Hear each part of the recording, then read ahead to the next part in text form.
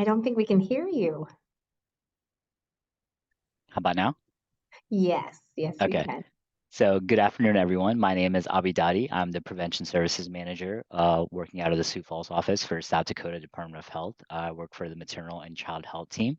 And it is my honor and privilege to introduce Dr. Kari Oyen, who is the Program Director and Associate Professor of School Psychology at the University of South Dakota. And she will be presenting today. And I'm going to go over and hand it over to her so she can tell us a little bit about what she's going to be covering today for us. Of course. Well, thank you so much for having me today. I am delighted to be here. Like Avi said, I am Dr. Kari Oyen. I do work primarily at the School of Education, and I do a lot of work training school psychologists. We do have a critical shortage of school psychologists in our state, so I have the honor of training the next generation of school psychologists. How I've kind of gotten into this space of work is that I ended up, as I came onto the tenure track position at the University of South Dakota, there was an opportunity to go to a child maltreatment postdoctoral fellowship at John Jay College in New York City. And from that, I got the opportunity to see top researchers in child maltreatment, the way they were thinking about data, the way they were talking about prevention systems. And that really sparked my interest in really thinking about how can we help some of our most vulnerable children in South Dakota. And from that, I've talked about this, for a few years now. It's now I think my 8th year at the University of South Dakota. I just got tenure last year. And from that, I ended up getting connected to this maternal and infant group. And what's so powerful about this, and I hope that you see this as we go through this data today, is that it turns out some of the things that are really important for child maltreatment are also really important for pregnancy associated deaths and infant deaths. And I think that there's a lot of big takeaways that we can consider as people that are tasked with caring about some of these vulnerable populations. So again, I'm so honored to be here. So thank you for the invitation. I'm delighted to partner with you. A few housekeeping things. So I wish we were in a big room together for a lunch and learn. However, this is the format that we have. So I do like to do everything we can to try to reduce the distance between me and you. And so there will be a few times today, well, I will ask you to maybe answer some questions and put those questions or those answers to your questions in the chat. So feel free to engage in that chat. I do want to say, though, that if you have any questions about the content on the slides and you want to make sure that I answer that question to the entire group, feel free to put that question and there's a question and answer portion. So you'll see on your, of course, this Zoom format, you'll see there's a Q&A section. Know that if you put that in there, I will make sure to see that. And in that section, I'll make sure to go through all of those. I probably will go through the Q&A towards the end of the time. So as we're getting started, because I am a teacher, I'm a teacher's daughter, I cannot help myself. I know there are 46 of us, but I would love for you to just in the chat, practicing this up, put your name, where you're from, and then what you do. So if I were doing this, I would say Dr. Kari Oyen. I'm from the Beersford, South Dakota area, and I am a professor of school psychology. So feel free to put that in the chat. I will keep talking, and then we'll get a sense of where everybody is from. All right. So as one more thing before I forget, I also am trying to be tech savvy, and I also like to have access to materials. And so you'll see on the top left part of the screen, there is a QR code. So the QR code, if you scan that with your phone, you'll be able to have access to my slides. I have also shared those, and you will be able to have access to those after the recording. So don't worry if you can't get them in the tech savvy way. We will make sure you can get access to those. But again, I just wanted to make sure that you could follow along with me if you so choose. So I'm going to just give one more second for anybody that wants to quick scan to make sure that you can get those slides if you'd like to follow along with me. All right, so what we're going to talk about today is really thinking about global risk and protective factors and really how they cross over for these different vulnerable populations in the state of South Dakota And then more importantly, I really want us to kind of have some dialogue, even though we're at a distance, about what are the kinds of things, what are the kind of innovative things that I know a lot of you are already doing to try to address some of these issues that we know are so prevalent in the state of South Dakota. I do want you to know that this work is never done alone. And so there are a lot of things that I'm going to talk about that are the work of other people. And I want to highlight them and I want to amplify their work because they are such important people in our state. So I will make sure to do that as we talk about this work. The key learning objectives today. So we really want to identify those common risk factors. And I will tell you, this was my biggest aha moment as I was putting this presentation together. We have a lot of common risk factors that are really important for all these populations. We also want to understand some of those protective factors, things that help us, despite risk, to be successful.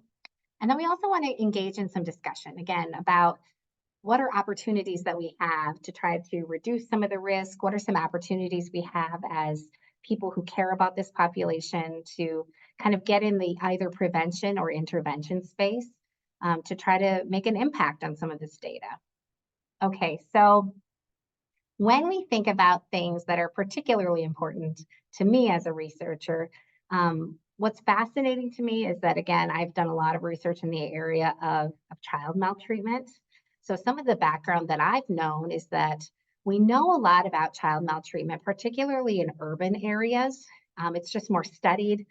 There actually are more universities in urban areas with researchers that are studying this. One of the biggest centers of child maltreatment research is at John Jay College. They have the largest longitudinal set of child maltreatment data. And so we know that any other kind of data that we tend to see about child maltreatment tends to be what we call state surveillance data, which is the kind of data we're going to look at today. Again, that generally tends to take a look at the kinds of things that we collect through CPS reporting and those kinds of things. Again, when we think about child maltreatment, I want to make sure that we know what we're talking about. Child maltreatment broadly refers to children who experience abuse and or neglect prior to age 18. Pregnancy associated and infant deaths broadly refers to mothers who died during pregnancy or up to a year after the pregnancy has ended. And infant deaths is children who have passed away before their first birthday. Again, I want to be very clear on that because especially in the realm of pregnancy associated deaths, there are different states that have different standards. So I just want to be very clear that that's a standard that had been used in South Dakota and it is in line with the national standard. And then rural environments. You wouldn't think that it was so hard to define rural. I will tell you, I grew up in Chancellor, South Dakota, a town of 300 people in our rural state. And I will tell you, I felt that I was from a rural environment. And I think that in some instances, I'd be considered rural. In some instances, they could consider me to be frontier. So it can get a little, I say hashtag it's complicated. Sometimes defining rural can be a little complicated. And so for the sake of our argument today, we're going to be really broadly referring to contexts in which population density is small and distance to large city systems is great. Again, I would love to, if anybody wants to nerd out about defining rural, it's one of my favorite things to talk about. So we won't do that today, but I do want to highlight that can be a little bit challenging. And I would urge you to consider how the researcher has defined rural in the context and in the research that you're reading. So what do we know? We do know that child maltreatment is understudied. And in the children living in rural contexts tend to be a more underserved population. Again, child maltreatment broadly refers to sexual abuse, physical abuse, emotional abuse, and neglect, which again occurs before the age of 18. We really do identify child maltreatment as a public health concern. What they know is that it's estimated that 1 in 3 children experience an allegation of abuse in their lifetime. What's really interesting, and this is something that I would not have known had I not gone to this postdoctoral fellowship, what they find is that whether or not the allegation has been substantiated, it tends to be that the poor outcome that you have tends to happen whether it's substantiated allegations or if it's just alleged abuse. And what I think is really powerful about that is that basically what they're saying is that if you're a child that's in an environment that would rise to the concern of alleged abuse, it is likely that you might also have some of these other characteristics, what we would call neighborhood characteristics, that would put you at higher risk for things. So I think that's really important for us to know that allegations are very important for us to take a look at. Again, when we take a look at risk and protective factors, McGuire Jack has done some work in this area, primarily in urban areas. And again, we talked about this already at the beginning, but where has this data actually been studied? And primarily, it's really state surveillance data. So it's powerful data that is released by states that just takes a look at rates, takes a look at, kind of what is the state of affairs for our child protective services across time. And so that's generally what we see for child maltreatment trend analysis. So let's think a little bit deeper. And now let's kind of start to think about, we know that there's the problem. We know that it's understudied in our rural populations. So let's start to think about what are the kinds of things that we want to take a look at.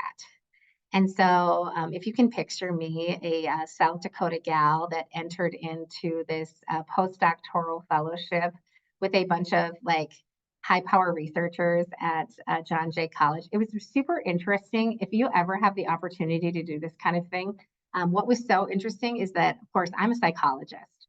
So I'm like a social science researcher, but I was like sitting next to epidemiologists. I was sitting next to developmental pediatricians. We had all these different people that were trained in different ways to think about child maltreatment in different ways. Pretty cool stuff.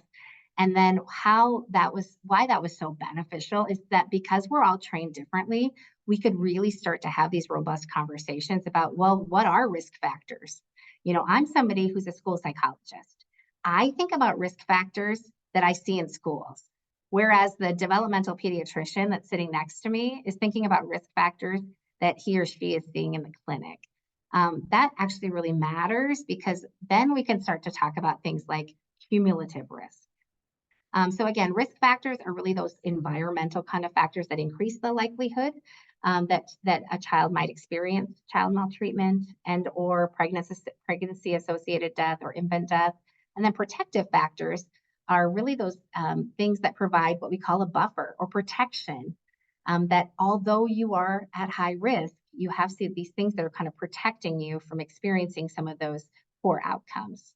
Again, how we generally take a look at that are some of these statewide surveillance data. I had to put a picture of some farmland on this slide. I kind of am in love with it. If you are looking outside right now, you will know that the farmers, at least in Southeast South Dakota, are very happy because they could start planting yesterday, but then it did rain last night. So I think I might have some cranky farmers in my area when I drive home tonight. But when I think about defining rural, that's kind of what I think about. If I close my eyes, I think about the tractors going down my road. I think about the fact that I live on the corner of gravel and gravel. I do think about the fact that I don't have any delivery agencies that can actually deliver a pizza or anything else to my home for a fast food kind of supper. But when we think about how other entities define rural, again, we also think about things like geographic features, population density and scatter. And again, we often think about that population density and scatter in relation to larger cities. Again, it's typically defined as populations that are less than 2,500 and density that's less than 150 people per square mile. And if you're wondering how many people per square mile is on the Oyen estates, it is 4. Because we're the only people that live on the square mile. The other thing to think about is that there are other ways that you can define rural. I just put these things on here because if you are somebody that's taking a look at this, there are some robust ways for us to define rural. There is a great data zip code generator. I'm just going to give it a shout out because these are genius researchers that have actually taken a look at the distance. So they not only consider population density, They also consider distance to large cities, but they're actually doing it by a zip code. And so each zip code gets a unique classification, and you either get frontier, rural, suburban, city. And from that, you can really do some pretty robust research from that. So I just want to give it a little shout out. And then for this study, the classification of rural is really, again, population density, distance from the nearest city, and the size of the nearest city. So why do we take a look at this? Why do I take a look at this? Well, when I talk about it in papers, I talk about that there's something very special about rural. There are some unique characteristics. I think there is something special about the context of rural, especially rural South Dakota. We do know that there are some geographic isolation considerations. There are some lack of access to goods and significant distance between children and in need and care providers. We also know that there's been a lack of research in this area. Why do I care so much about it? Because I'm from South Dakota and I really care about the kids and the the people who live here, and I want to make it better for the people that live here. And so I really am the kind of researcher that wants to have an impact on the state, in which has been so good to me. So what are some things that we actually know? Well, it didn't take me long to find this two studies. There are two studies total that have studied rural child maltreatment. And so we're just going to go over them in about 2 seconds here. But there was one in 2003 and one in 2019. What they found was that rates of single parent families, divorce and elder abuse, and then lower reporting rates were significant and unique to the rates of child maltreatment in rural areas. They've actually, there was just two states. I thought it'd be important for you to know that they said one of them was Iowa, and the other one, they just classified it as a Southern United States state. So it could be anywhere. But that's what they had indicated prior research. So here's where we are today. So I want to kind of get our brains ready. First of all, I do want you to know that looking at this data is tough. Because I'm a psychologist, I know that some of this information can be triggering. So I want you to make sure to take care of yourself today. I want to make sure if you need a break from looking at all of this data that you take that and you come back and then be able to take a look at it again. But I've already said that this work is not done alone. I think that the best thing that we can do is remember that there's enough work for everyone.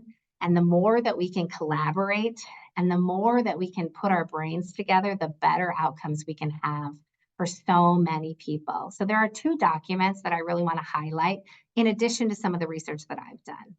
And so one of those documents is really, I want to give a shout out to the Center for the Prevention of Child Maltreatment. They've done some amazing work.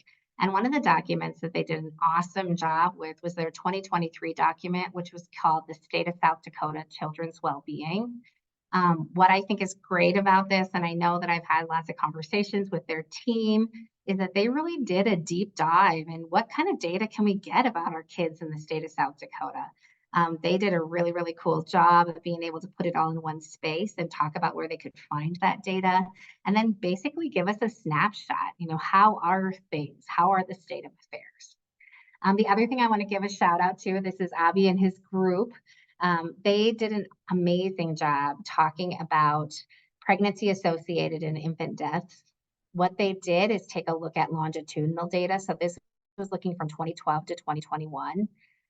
What is so powerful about this report is that for me, somebody that, again, I practice in a school, I went into academia and I was not aware of all the powerful surveillance kind of data that was available to us.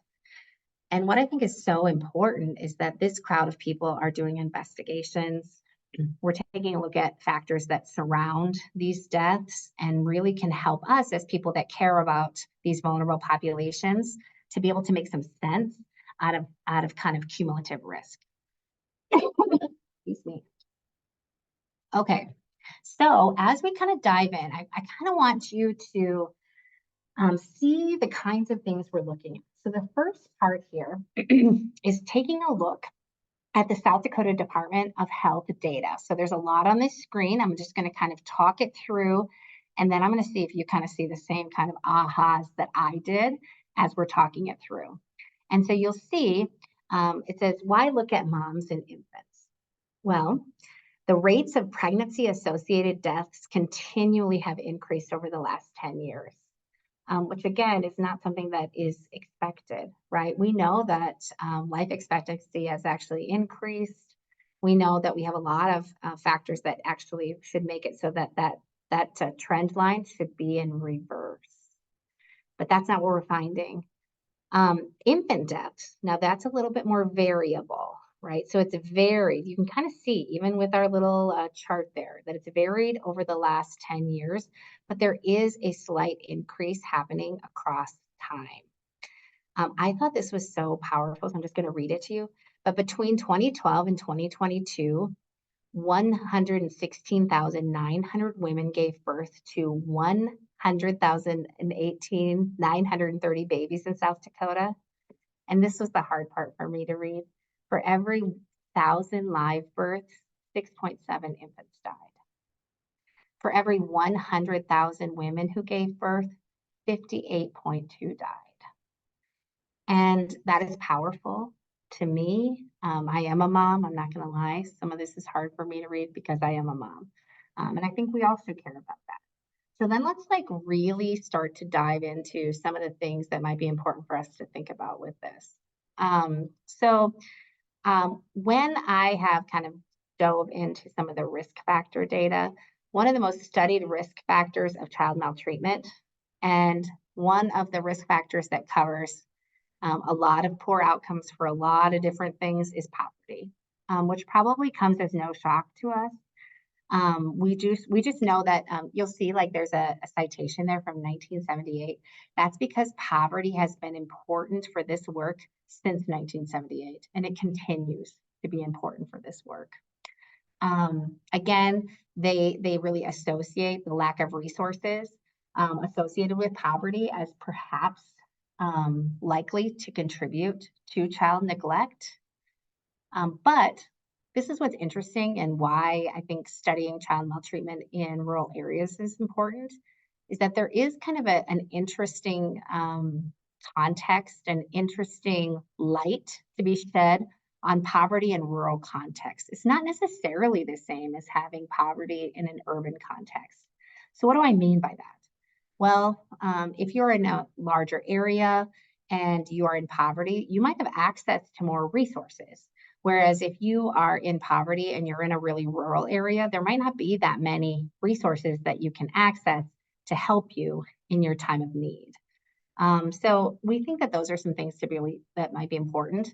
The other thing is that you're going to notice as we talk through the data of infant death and pregnancy associated deaths, there's some areas that are high rates of poverty that are also, flagging for high rates of these kind of vulnerable populations. And I think that that's really important for us to know that, and also think about what are some things related to poverty that might also be relating to these poor outcomes. The other thing that's interesting is that we know that substance abuse and addiction might be particularly important, not only in the area of child maltreatment, but also pregnancy-associated death and infant death.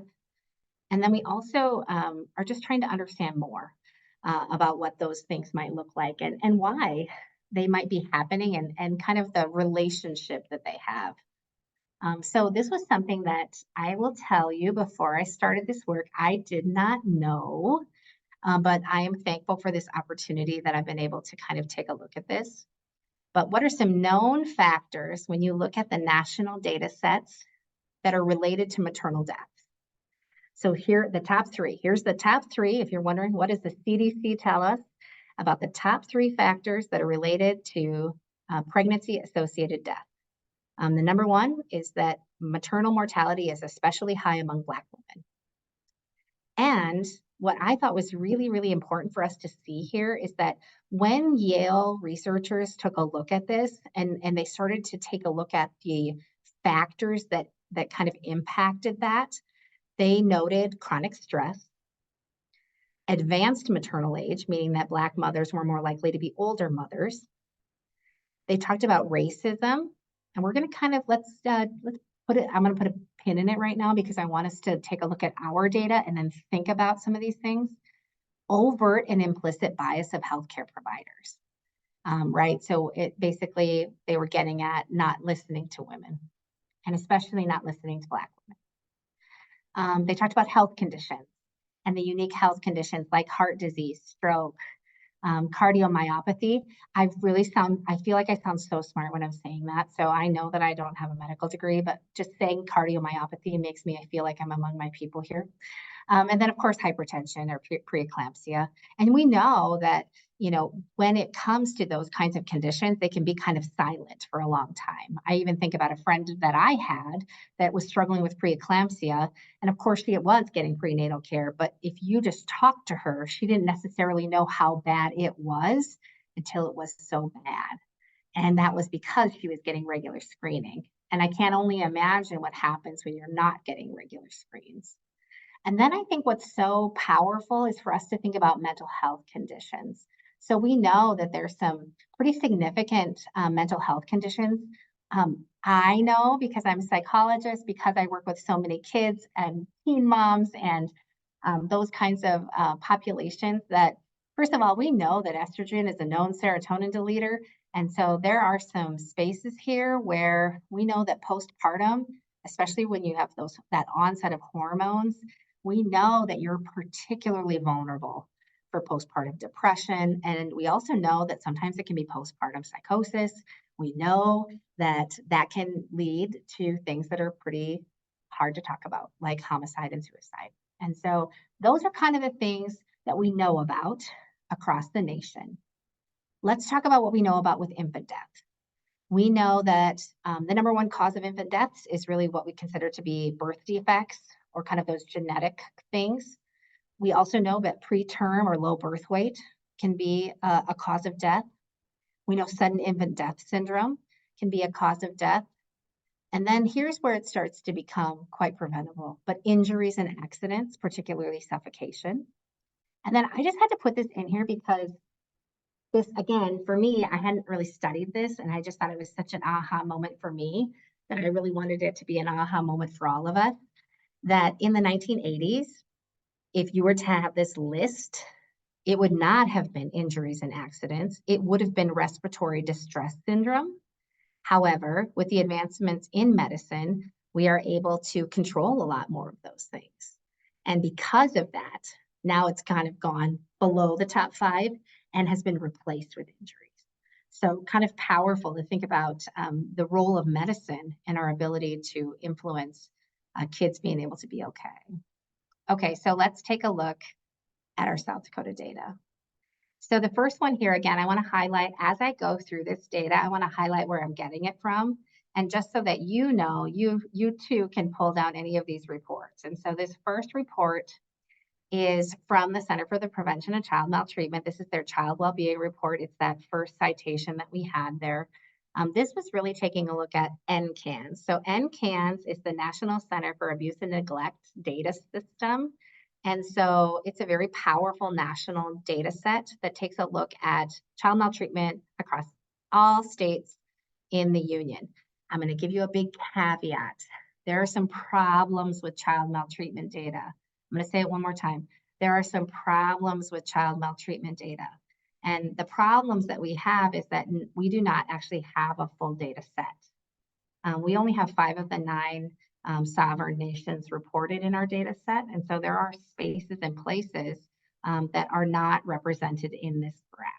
So I need to be very clear on that. This is representative of the data that we so you'll see South Dakota, we have 90% neglect. Across the nation, it's about 76%. So we do have a higher rate of neglect. You'll see that physical abuse is at 9.5% in South Dakota. Across the nation, 16%. Sexual abuse is at 5.6% in South Dakota, 10.1% across the nation. And then psychological abuse, 3.9% in South Dakota, 6.4% across the nation. And then you'll see that they have these other and then medical neglect that they also capture across the United States. Typically what happens, it's not that we don't have those in South Dakota, it's that they're not meeting a threshold to be able to consider to meet the threshold to be identified as the group. The other thing I think is so important, here's where, okay, so when you put your hat on, like, how can I be a detective here? All right, well, you're gonna see already our data can already overlap. So who are the most likely to be victims of child maltreatment are the same crowd that are most likely, right, to be classified in infant death, right? So if you take a look, the younger you are, the more likely you are to be a victim of child maltreatment. And so you'll see that that is true in South Dakota as well as across the nation. And that has been consistent across time. And truly, that is for a variety of reasons. We know that part of it is that young children don't have the functional communication to be able to tell us what's wrong. We know that there's things like purple crying. We also know there's things like we know that sometimes we're putting infants in adult beds, and that is problematic. And so that's another way for us to think about that data. So those are kind of just some big, I'd call that the 30,000 point view. I also wanted to just show you, so this was a project that I had done, and this is really what sparked this conversation. This was a project that I had done in 2017 that talked about kind of putting a lot of different data on top of each other and kind of seeing how it related. And this is where I think so many brains that are sitting on this webinar can have great conversation. So I want this to be like the beginning of a conversation, even though we're not in the same room. How I thought about this is that we used South Dakota NCAN's data, and we did it by county. We took a look at child maltreatment rates. But then what we did is we also took a look at all of these different risk factors and protective factors, and we tried to see, do they relate to one another? Because we're trying to get basically like a profile of risk for a South Dakota child. And so let me show you what this looked like. We took a look at things like risk factors, which was income by county. So again, I want to highlight, we actually did a by county analysis because in the state of South Dakota, it can be really challenging to have individual child data because we don't have systems that talk to one another. So meaning that the child maltreatment has a de-identified unique identifier number, but I would have no idea like that child, who that child is, and that is to protect children, and that's what we should be doing. If you're wondering, like, how have they done this in other states? Sometimes what they have done is they've actually made it so that you can connect things like juvenile justice data, Medicaid data, educational data, child protective data, and you'd be able to see like, this is the same child, and then you could see cumulative risk. Again, how does that happen? What happens is that we, first of all, had to put a lot of protections in place to make sure that we're protecting children, but we also have to make sure that we have some monitoring to know that when this child has kind of reached a threshold of risk, then we're responding. And so just know that that's something that's out there. So what we decided to do as a research team is take a look at by county. So we took a look at these kind of risk factors. We did income by county, race, ethnicity by county, single parent household, access to primary care, behavioral health, and emergency room services. I have to give a shout out to the Opioid Project who did this work. They took a look at by county to take a look at how many miles you'd have to drive for those kinds of things. We also took a look at rates of disability, addiction and substance abuse by caregiver, as well as rates of opioid use by county. To take a look at protective factors. Now this one, I thought I tried to be as creative as I could. So one of the things that we did is we took a look at vaccination rates. So I'm going to give a little shout out to the Department of Health that helped me figure out the percentage of vaccination rates for children under the age of 18 by county. And you'll see that this stuff matters, right? So why did I pick vaccination rates? Because we know that means that you're going in, right, to get a vaccine. We tried to capture some way that you were getting a well check. I think if now I had all of you on this, if I had all of you on my research team, I'm guessing you'd have other ways for us to think about that. But again, this is 2017, Kari. And I'm excited to learn from all of you so that 2024 and 2025 Kari can do better. We did 2-parent households by county.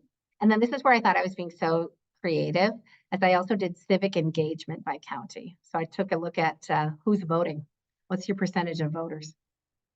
So then what happened? What did we take a look at? What were the outcomes here? So here was taking a look at the children with allegations. We did separate the counties. Primarily, we just said Pennington County and Minnehaha County were our urban counties, and then every other county, we considered it to be rural. We also separated out ethnicity, race, and then child maltreatment by type. And then I just want to show you these things because they are very consistent with the other reports that we've seen. Again, what are the highest rates of age at the time of report? It's below the age of 1. The person who's given the report. We know that law enforcement are very important people. We also know that medical providers are very important people. And then I like to give a little shout out to educational professionals because we see things. You know, we are a place where kids go. And so that's very important. I'm just going to say one more thing here too. You'll see there's another column called other. And that, you know, I have a hard time with other, right? Because I can't help it. I'm a researcher. We have a hard time with the word other. And so I'm curious to see like who's the other people that are reporting. And so I'd love to know more about that space and if there's a way that we can capture who that is. Here is the allegations by number. So you see that primarily, just like it is across the nation, you know, neglect is the #1 type of maltreatment. And it's followed by physical abuse, then it's followed by psychological or emotional abuse, and then sexual abuse. This is another thing that I've done, and I would love to be able to do this again because I think this is a pretty powerful thing. So I wanted to kind of dive into rates, but I wanted to dive into rates by county so that we could see kind of the I call it hot spots. What are the hot spots for different kinds of abuse by county? And so using this data, again, I have to say this one more time because I want to make sure you know this, like there's problems with this data. You know, again, we only have 5 of the 9 sovereign nations reported. There's some issues with this data. So this is an underrepresentation in some spaces, but I do think it's a place to start. And so when it comes to neglect, you'll see that the top 6 counties, so then why did I pick 6? Well, I am a prevention scientist, and I know that when we think about kind of casting a net, you know, if I want to just start, I wanted to start with the top 10. What's the top 10%? So that's why I picked 6. But you'll see that the top 6 are Charles Mix, Todd, Walworth, Buffalo, Ziebach, I think it's Ziebach, and Dewey counties. So that's in neglect. So I want you to hold on to that. Physical abuse. We have Bruley, Fall River, Lyman, Ziebach, Jones, and Dewey. Oh, it's Brule. You know what? I want to say out loud though. I went to a church that was called Bruley, so that's why I said Bruley, but it's Lower Brule. This is the only problem when you're not in the room with me. You guys can't give me faces back when I say the wrong pronunciation. But at Lower Brule. Okay, so that was physical abuse. And then here's what I thought was fascinating. There were some counties that I had not seen coming when it came to sexual abuse. So although those are our lowest rates, I thought there were some counties that came up that I did not expect. So you can see it's Turner, Bonham, Custer, Dewey, Fall River, and Brule. Psychological or emotional maltreatment, we had Moody, Duell, Ziebach, Gerald, Dewey, and Jones. So again, that particular section was just taking a look at rates, like what are the highest bases of rates? Okay, so from that, we created, this was like where the super nerd kind of dork brain activated for me. And what we did is we made a big sheet that talked about each county had all of this data. So we had risk factor variables, we had protective factor variables, and we had these variables for every county in the state of South Dakota. So we pulled things like income per capita, median household income. We pulled TANF. We talked about poverty counts, free and reduced lunch. That was pulled from the Department of Ed. We talked about female householder with own children, male householder with own children. That is a single parent household. grandparents caring for their own children. We talked about opioid use, and then you'll see civic engagement and vaccination rates. We had married couple, primary care provider within 15 minutes, behavioral health provider within 15 minutes, and then emergency department within 15 minutes. And then again, these are the means by county. So then, this is where the nerd brain happens. We just talked about percentage of shared variance. And what we mean by that is that, how are these related to one another? And you can see that a lot of these things relate pretty heavily to neglect. And again, not surprisingly, poverty tends to be one of the highest factors that's related to maltreatment. Then what we did, because there was just so many factors and it became a little overwhelming, we removed all the non-significant factors, and we started to look at what were those factors that were significant, and basically, how important were they? And what we found is that these were kind of the hard hitters, that child maltreatment was related to poverty, TANF, or temporary assistance for needy families, vaccines, particularly MMR and HIB, and then access to primary care, access to behavioral health services, and then access to emergency room services. Those all flagged as significant. So that was basically the second set of data. So the first set of data was from the Center for the Prevention of Child Maltreatment. The second set of data was kind of some work I did in 2017. Now we're going to dive into the work that I've done, or the work that was done by the team at the Department of Health. This is where you're going to get kind of like, I want you to know that my brain started to just like fire. I thought it was so interesting. So first of all, take a look here. So this is the pregnancy associated death rate from 2012 to 2021. And you're going to notice that the highest rate is Ogallala, Lakota. You'll notice that we did not have that data on the child maltreatment on the NCAMs. So that's just a few things to think about there. And then it's Pennington and then Minnehaha. You'll see infant deaths. The highest was Ogallala, Lakota, Millette, and Bennett.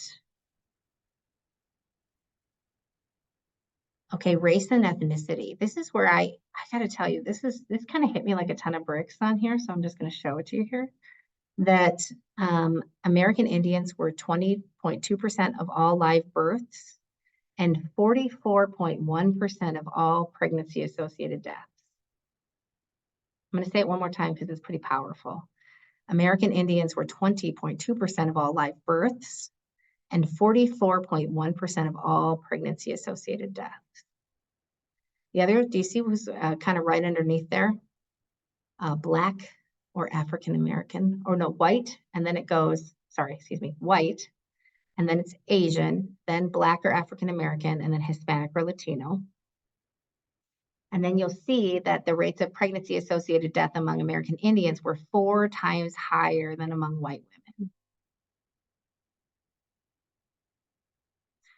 And here's where I think this is also so, this is hard to read, but the most common causes of pregnancy-associated deaths, particularly for American Indian or Alaskan Native people, was unintentional injuries.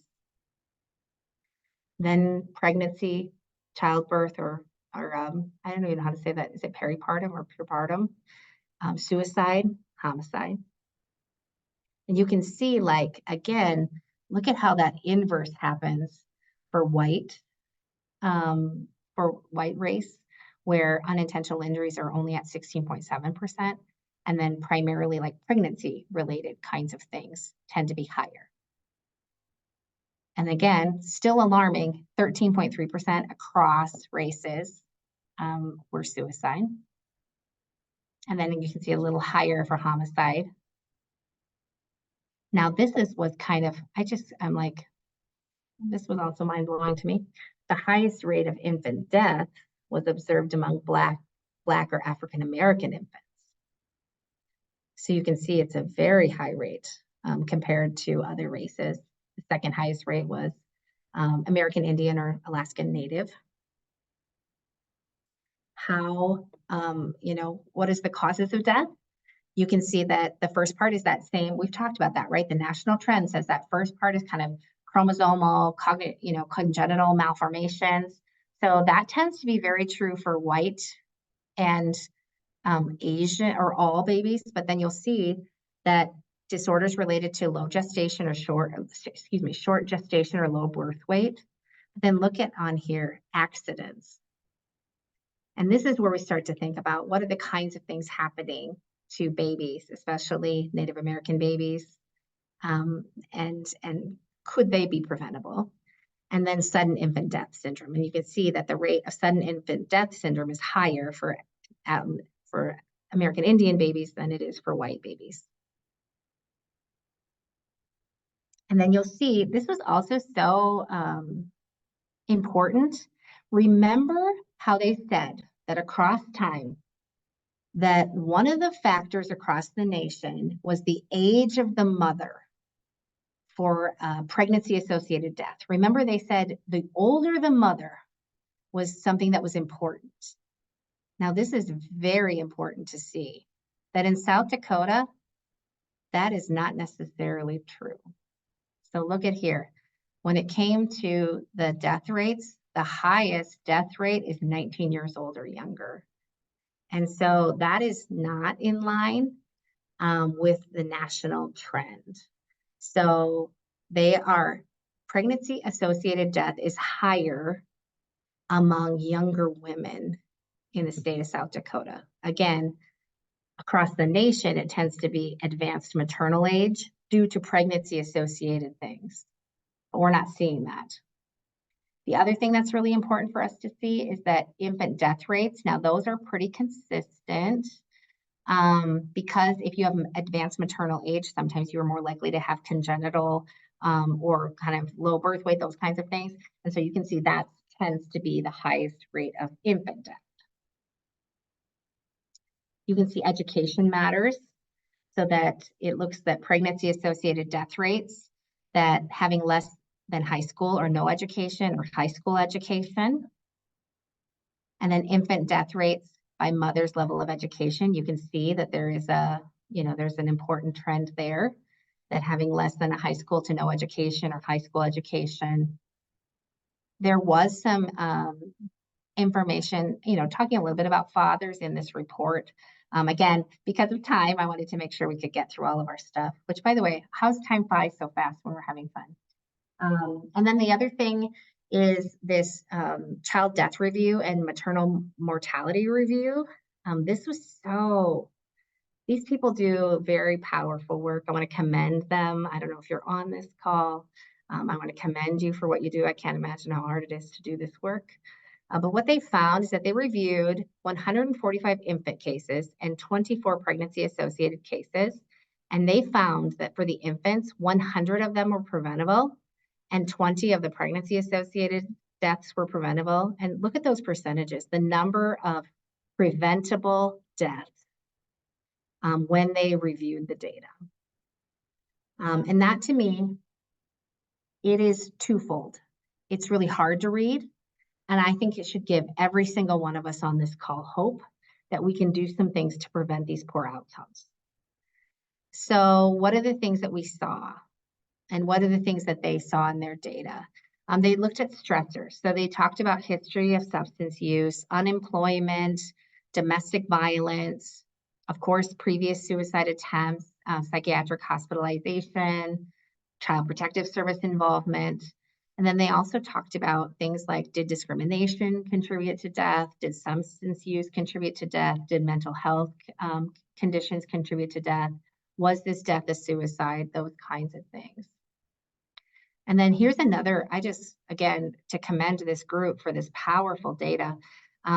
This talked about the percentage of infant deaths that were reviewed that were related to sleeping or the sleeping environment. And so you'll see that where the infant deaths occurred was in the adult bed. And so very powerful, very important for us to know as people that want to invest in prevention is, where should our babies sleep? And how come we have young mothers sleeping in the same bed with their baby? These are some important questions for us to be asking. Okay, so I've talked so much, and I see there's as you're typing, I'm going to do the question and answer here, but I want you to type in the chat. We looked at so much data here. What do you see as kind of the crossover findings or the big ahas that are going to have you thinking about it? Like I've been thinking about this. I have the benefit of having been thinking about this for about a month. But what do you see as some of these big crossover findings from these different sources of data?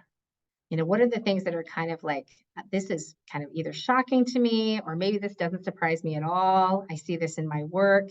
So feel free to put that in the chat. And again, I'm going to fill this question and answer here. Oh, good. Somebody's asking me about the association of vaccines and maltreatment. Thank you for that question. So I'm going to answer it live. So basically, the thing about correlational research is that it's simply that. We can say that there is a relation between, vaccines and between vaccines and then maltreatment. The problem with correlation is that we can't say it causes it, right? We can't say that lack of vaccine is causing child maltreatment. But if you kind of take a step back and you kind of logically review that in the state of South Dakota, what is our number one type of maltreatment? It's neglect. And so if we're, kind of flagging this association, could it be that, kids that are being neglected are also not getting their vaccines? That does make sense to me. Again, I think that would be really powerful for us to also be thinking about, like, are there ways that we can kind of see how kids are getting their prevention checkups? I often think about things like some of the Medicaid data. Again, I was not able to get that data at that time, but I think that Medicaid data would have some really powerful things in there about prevention services. Oh, this is great. Some people are talking about this. So again, what do you see as some crossover findings that are kind of important for you as a provider or as somebody who cares about these vulnerable populations? Yeah, I'm talking, and I too want to echo somebody had talked about the disadvantages of kind of navigating our sovereign nations. We have sovereign nations within the geographic borders of the state of South Dakota. And I think that there's reasons that that data has not been shared with the state of South Dakota. And that doesn't necessarily mean that it's not being collected. I actually think that it is. I think that there's some reasons that it is housed, at that local level. What can be challenging, and I think this is what's, I'm just going to be honest, I think I can be in this space, but, what's challenging is that we have a lot of kids that are kind of, we see this in education too. You kind of go from one space to another space and nobody can keep track of you. Like, what has happened to you or what have you been involved with prior to being right in front of me?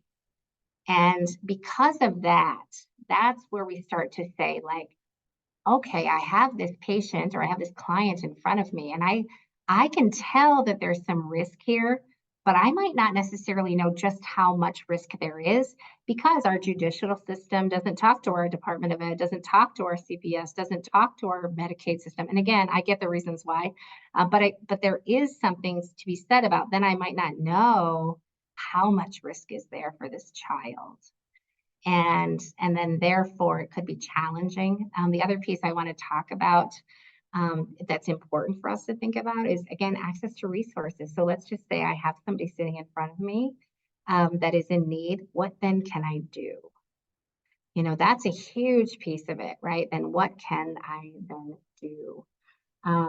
Again, thank you again for this conversation. Keep it up on here. Oh, there's another question and answer here. Oh, no, I think I opened. Oh, I did it. I did done. Okay, I'm so savvy on the webinar. It's going to go straight to my head. The next part here, I just wanted to talk about some of the findings that I really saw. Again, we know that neglect is the highest form of child maltreatment. It's across the nation. It's here in South Dakota. Again, the maternal risk factors that we see across the nation tend to be true in South Dakota. Chronic stress. Now, advanced maternal age, wait a minute, that's not true, right? We actually see that advanced maternal age can be related to infant death, right? But we're not always seeing pregnancy associated deaths being related to advanced maternal age. We're actually seeing pretty young people dying. Racism and overt and implicit bias of healthcare providers. So this part, I just want us to maybe have a reflection on, what are the things that as providers, as care providers, for the people that are sitting in front of us, how can we make sure we're really listening to women, young women who are having a hard time, who maybe don't know better. That's the other piece I keep thinking about. Some of these things, is it a skill deficit, right? Like I don't know that I shouldn't have my baby in bed with me, or maybe I don't know. I mean, I'll tell you, as a school psychologist, I've never in my entire career seen so many kids that are struggling to cope with the everyday demands of the home and school environment. And I think that that's also happening for our pregnant moms. They don't know how to cope with those everyday demands of being pregnant and navigating a newborn baby. I don't have the skill set. I don't have the support system. And so I think that it does cause some cumulative risk that puts you at a pretty high risk for some poor outcomes. Again, the infant deaths tend to cover pretty similarly, meaning health conditions, low birth weights, accidents. Again, law professionals, educational professionals, and medical professionals tend to be the first responders. Poverty, distance to care providers, lack of access to preventative care, as well as lack of information on safe practices might be noted across the data, just about lack of information about how to keep babies safe, how to keep yourself safe, those kinds of things. The other thing I talk a lot about, and I actually talk a lot about it with kids, is that I also think we have a lot of people that are struggling with mental health conditions that may or may not be aware of them. And then also, even if I then can become aware of them, I then don't know what to do, right? So I already don't know how to cope. I might be struggling with a diagnosable, treatable mental health disorder. I don't know where to go. And I also don't know then how can I help myself to have, better cognitive patterns, or I don't really know how to get myself kind of out of this deep depression. And so I do see that mental health conditions such as depression might be important for us to consider across these vulnerable populations. The next thing I want us to just kind of talk about, and this is, already we're almost out of time, but I also want us to think about the implications of this data. Again, I want to highlight, and I would love to update some of the crossover findings that I'd done in 2017. So maybe I need to have one of my doc students do some of this. But I want to talk to decision makers, right? People that are tasked with making policies and that are tasked with funding some of the kind of mechanisms of protection for some of our most vulnerable people. I think it's important for them to know this. I also think that we want to think about cumulative risk. So if we are to use a preventative model, so I work in schools and we use a lot of preventative models that we got from, really the health model, where we're trying to say who's at more risk. And if you are at more risk, we want to make sure to give you some intervention to try to prevent this poor outcome. So we know that there are some more high risk areas in our state. What are the kinds of things that we might be able to do in those spaces to be able to make sure that we can try to prevent some of these poor outcomes? Again, it really also highlights, and this is where I want to really urge you, if you're like a data person who has access to some of our really important data sets, I think there's so much power in collaboration. There's power in collaboration across different data sets. And the reason it's so powerful is because even just looking at these three spaces of data, you see, wait a minute, there's a lot of things that overlap here. And all of a sudden, I can start to see, oh my gosh, there are all these families in certain spaces in our state that might be more at risk than other families. And so I do think that that is very, very important. So what can we do? I'm not a problem admirer. I'm a trained problem solver. And so if I had all the answers, we would just do that, and then we would not have the problem. But I do think that the only way we can be effective is if we collectively try to problem solve. So I do think it's important to identify risk and protective factors and align our efforts with them. I do think that it's important for you to know the level of risk of I said patient because this is a Department of Health webinar. If I was in school, I would say student. If I am just talking to anybody, I would say the person sitting in front of you. You know, if I had a Native American teen mom sitting in front of me and they are from Ogallala, Lakota County, I know they're at higher risk. And there are some things that I want to make sure to cover when I'm meeting with that mom, especially if they're like 2 weeks postpartum. I want to make sure I'm talking about safe sleeping practices. I want to make sure I'm talking about their mental health. I want to talk about, how can if you're having a hard time, what are the things you can do? Right? Those are the kinds of things I want us to be thinking about. I think we should believe women.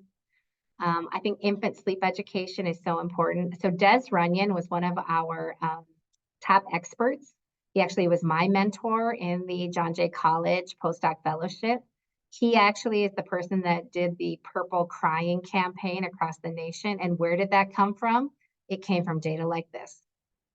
And I think it's so important. So if we know that we have this like a huge problem with kids, infants dying in adult beds, then we need to have some campaigns about safe sleeping for babies. And I know we do have campaigns, but we need to up the ante in places where these things are happening more, right? So we need to find other ways to try to push this information out. Again, prenatal care information in places that need it the most. And we need to think about different ways to access prenatal care.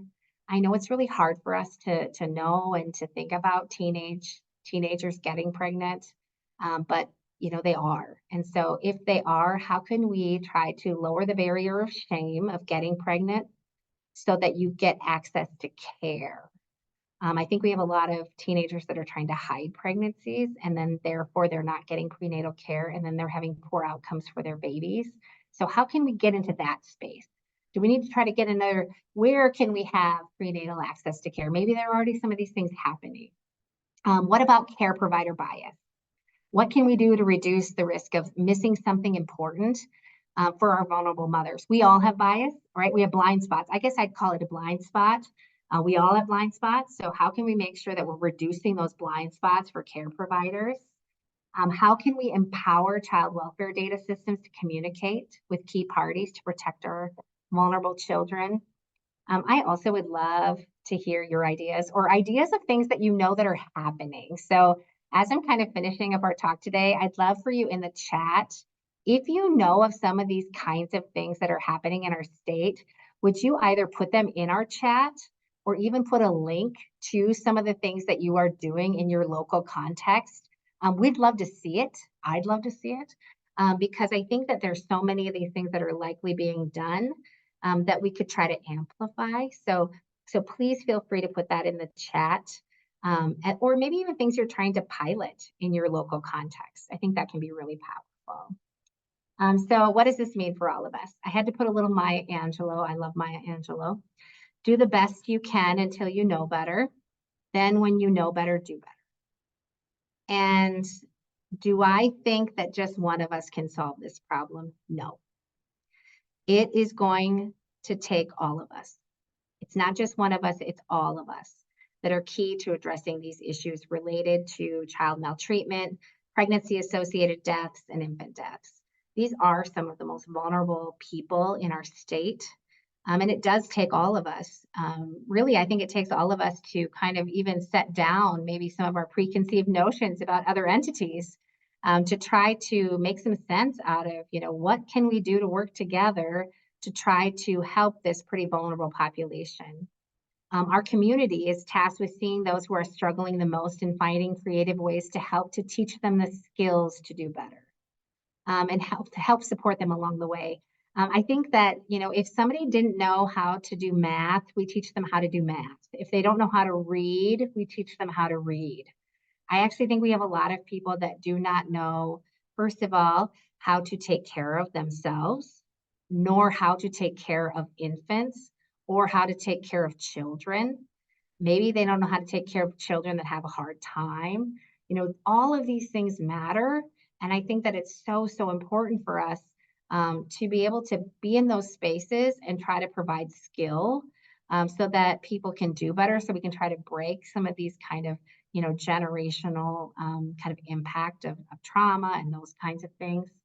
And just because this is where we're at right now, it does not mean that we can't change the trajectory of poor outcomes for people in South Dakota. So again, it's hard to look at this data. It's hard for me to look at this data. So I just want to make sure that you know that it's not necessarily where we're always going to be. Again, I just have to say a few things and then I'll open it up for questions. But correlational research does not indicate causality or directionality. Again, this is surveillance data. So it's helping us to capture a snapshot of circumstances. It doesn't tell us everything. There are some things that are outside of the data sets that could be happening that would be important for us to know. Again, further individual data that's connected across multiple agencies is needed to create a comprehensive picture of risk. Some of the data sets, I've already said this 5 million times, but I just need you to make sure to know that even when you're, like I noticed somebody was talking about their own county has a pretty high rate, you have to know that, yes, that is true, and there are problems with the data. And so you have to just know that going in, that we have to be very careful about how we're talking about child maltreatment data. Further work is needed to build data systems that fully represent our geographical locations. And again, poverty in rural context is not necessarily the same as it is in other spaces. And particularly, I just want you to know that sometimes being in poverty in rural context, there's still protective factors there. Meaning that I'm able to still, I can grow a garden. I'm still able to feed my family. I have a community that still surrounds my family, even though I'm not in wealth. So I do think that there's still some things there that might be important for us to consider. We do know that this is a public health crisis, and to understand it, we have to look at it. And I just hope that that's kind of what we've got to do today is take a look at this so that we can try to bring light to a pretty vulnerable crowd of people, and that we can try to help some of our key stakeholders or those that are considered our invested parties to really wisely invest our resources in systems that aim to address these important issues. All right, so I want to look at the chat. So thank you so much. Abby put out some really awesome links to some good data. And then, oh, that's so fun. Oh, thank you. Oh, people that have already, thank you. You already put this data together. Thank you for discussing. Oh, thank you. You're welcome for discussing the data. I'm thankful for you for creating this. I do want this to be an ongoing conversation. So first of all, if you have any questions right now, I am very happy to answer them. Feel free to put them in the question and the answer box. I also want you to know that if you would love to email me and let's say you want to have coffee and talk about this, I would love to talk about this. And so my email is kari.oyen@usd.edu. And then also, just in case you're wondering, kind of the other things that I research and I get excited about, it's on my faculty webpage. But yeah, I'll leave it open here. I think I didn't leave too much time. I didn't mean to, but I have a couple minutes left if anybody has any questions for me. Yeah, I think Heather might have a question for me. I wonder if there's a way that, I'm not the best at Zoom webinar, but Heather, if you have a question, you want to put it in the chat, maybe you could share it that way. Oh, you're back up. Oh, hi, Heather. Hello, can you hear me? I can. Hooray. So I am a Bright Start nurse who covers the southern South Dakota, Southern Hills region and works primarily with Native American populations. So I have to admit that when you were reading the stats on the Native American maternal deaths, like it actually brought a tear to my eye. So I want to know and appreciate so much, like I just want to be a part of how can we make a small impact on this when we know that they don't have the resources and they have to travel an hour to get healthcare services. And as a Bright Start nurse, I have talked about safe sleep practices. But when you have 10 people living in a home and they're all staying in one room. It's so difficult. So thank you so much for bringing this to light so that we can have these discussions. I appreciate that. And I appreciate you and all that you're doing. I also was thinking about that too. Like, you know, do we need campaigns that talk about like giving teen moms, you know, safe beds, you know, or those kinds of things that even though we have so many people in a small space, we can still keep a baby safe. Or again, it brings tears to my eyes too. I think you're right. There's kind of a combination of maybe not even necessarily skill deficit, like I do know better, but I'm trying to survive, Absolutely. you know, and so that's that other piece. Like I want to honor that we have I call them kids. I mean, they're kids to me. I think I'm getting old, but especially because they're my own kids' age. And I can't help but think like these are kids with with babies. And, you know, it's hard because there's such a power differential probably with the people in your home, you know, and then so how do we, you know, try to build enough skill in the space that you're in that you can keep your baby safe? I think that there's some work to be done there, but I just want to commend you for the work that you do. I'm certain that you are making a difference, but it is hard work. I hope you're also taking care of yourself, Heather. Thank you. I appreciate that. Yeah. All right. I think we have another question. Oh, good. Deb said we do have programs that give out pack in place. Thank you, Deb, for that. I think that that's a really great, again, for all of us to know. Those are the kinds of things I think are just so important to know. Now, I want to make sure to say your name correctly. It looks like Fabricia, Fabricia, can you hear me? Fabricia, because my mom's Yeah. name is Patricia, and that's kind of how it ends, but it's Fabricia. Yes, yes. Okay, it's great. Okay, what's your question? Yeah, no, I wanted to comment on Heather's question. Yeah. She was talking about how to protect the moms and whatnot. So there's a few things for us to keep in mind that might help. One is that like it's more likely women are gonna die of other causes that are not related to pregnancy necessarily. So like in South Dakota, women are dying of, you know, some kind of complication of substance use, for instance. They have a history of substance use that leads to a violent episode or that leads to a car accident. I just finished reviewing a death of a woman who died because she was intoxicated and didn't stop in a traffic light. And she was a recent mother. So those are the things to keep in mind. And the other thing is that they are like the risk is higher after the baby is born than before the baby is born. 74% of all deaths happen after the baby is born, and they tend to happen after that initial postpartum visit that happens at 6 weeks. So that's when a woman sees a provider, right? And then after that, they don't really go to the doctor to see the doctor for themselves. They go to see the doctor for the baby, and that's when they are at risk of dying. So like with the work that Bright Star nurses do following up with women after the baby is born, that's probably like super, super, super, I can't emphasize how important that is because that's when they're more like vulnerable here in South Dakota and they're less likely to go for help because they don't normally go to the doctor for themselves around that time. So being in the watch out for, you know, like information, so like, you know, specific pieces that tells you that she's struggling with substance or alcohol, or she's not seeing the doctor for herself, or she's in a dangerous relationship, and addressing those things is probably the best way to protect a lot of our mothers in South Dakota. Yeah, thank you for coming and saying that. I think that that's so powerful for us to know.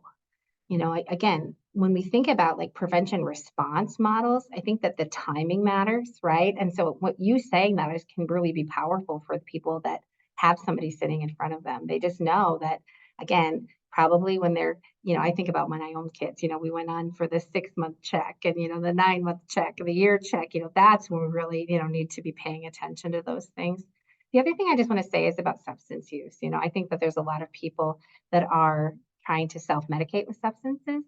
You know, as a psychologist, we see that, you know, with some of our kids, we see that across our state. And so, you know, oftentimes when we start to peel away some of those things, maybe we need to be thinking about how can we give more substance use training to the people that are seeing, these infants, or at least enough to be able to kind of get them to the next resource they might need. I think those are just some great points. Yeah, I saw this too. Tracy just mentioned this. I actually just had somebody say this to me, that now they are seeing postpartum moms at 2 weeks and at 6 weeks. I heard that as well. I thought that was great. And this conversation makes me think that we should make you see you at 2 weeks, 6 weeks, and 3 months or something, right? I think we got to be checking on the moms. I think that maybe my whole takeaway from this time spending with this data is like, we have some moms that might need us. And so, well, I don't want to keep you. First of all, I want you to know how much I appreciate all that you do. Thank you for this conversation. I'd love to keep this conversation going. So please email me. Let's keep this conversation going. Again, I thank you so much for this opportunity. I'm really appreciative of this conversation and this dialogue. And again, appreciative of all that you do.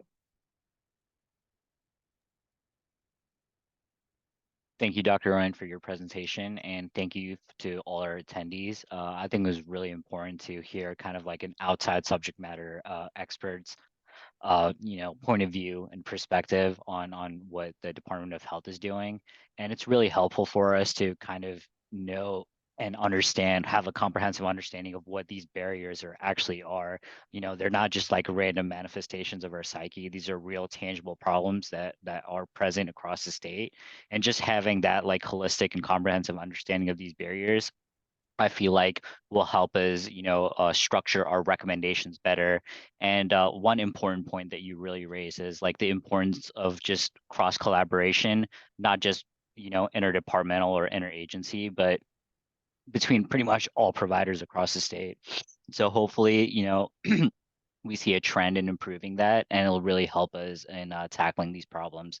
So thank you for your time, and I want to thank everyone for attending. I know it was an odd timing, like right after lunch, but just the fact that you chose to attend shows that you're really committed to addressing these issues.